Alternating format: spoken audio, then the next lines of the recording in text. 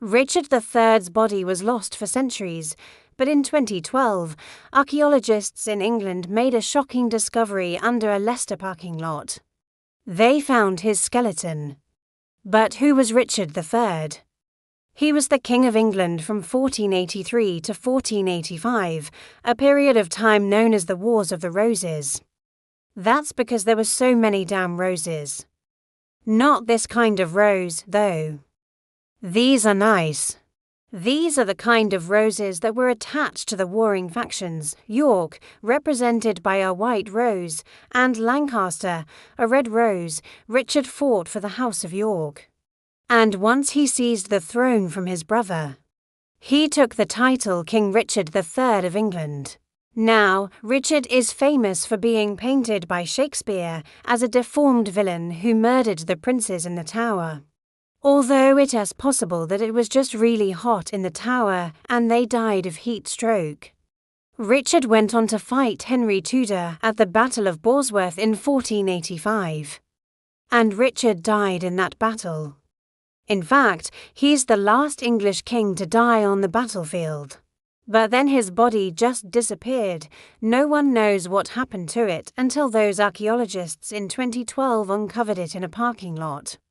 They had reason to believe that Richard's grave was at the Greyfriars Church in Leicester, c. Chroniclers said he was buried there after the battle, but over the centuries. The church was destroyed and the site was forgotten.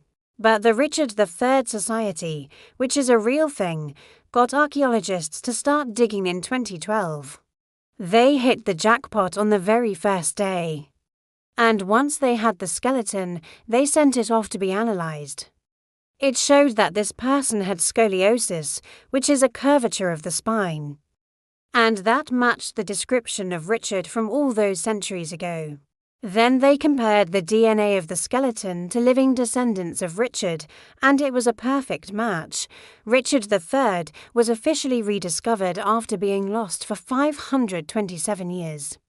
But now people are debating again whether he was this horrible villain that Shakespeare made him out to be, or if he was just a victim of Tudor propaganda.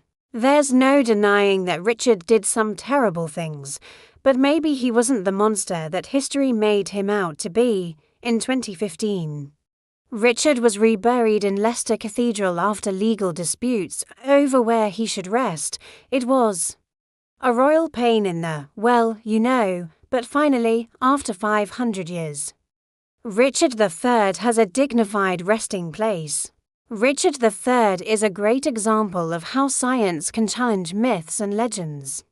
Just remember that the next time your uncle tells you about the time he wrestled a bear. Thanks for watching.